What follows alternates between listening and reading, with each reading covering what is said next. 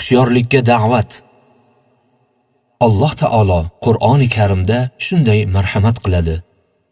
Axir biz sizlarga eslatma oladigan kishi, eslatma olgudek uzun umr bermaganmidik? Sizlarga ogohlantiruvchi payg'ambar ham kelgan edi-ku. Fotir surasi 37-oyat. Abu Hurayra radhiyallohu anhu dan rivoyat qilinadi. Rasululloh sallallohu alayhi va sallam: Alloh taolo bir kishiga 60 yoshga yetgunicha ajalini kechiktirsa, uzr uchun unga joy qoldirmabdi, dedilar. Buxoriy rivoyati. Izoh: Ibn Abbos radhiyallohu anhu va ba'zi faqih olimlar umr bermaganmidik degan jumlani 60 yil umr bermaganmidik deb izohlaganlar.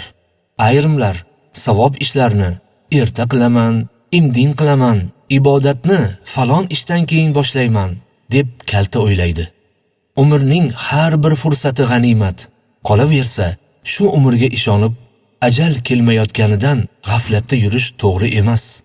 Boylik ham g'animat, kambag'allik ham, sog'lik ham g'animat, yoshlik ham, keksalik ham.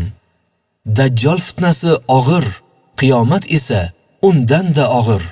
Hovli joyimni bitirib olay, bolalarimni uyli joyli qilay deb ularni bitira olmay hayotdan o'tib ketayotganlar qancha?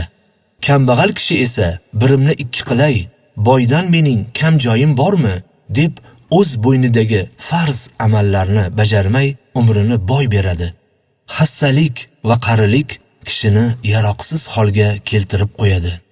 Bemor va keksalar ko'proq o'z tashvishi bilan bo'lib qoladi. Bu eslatmalarni yodimizdan chiqarmaylik.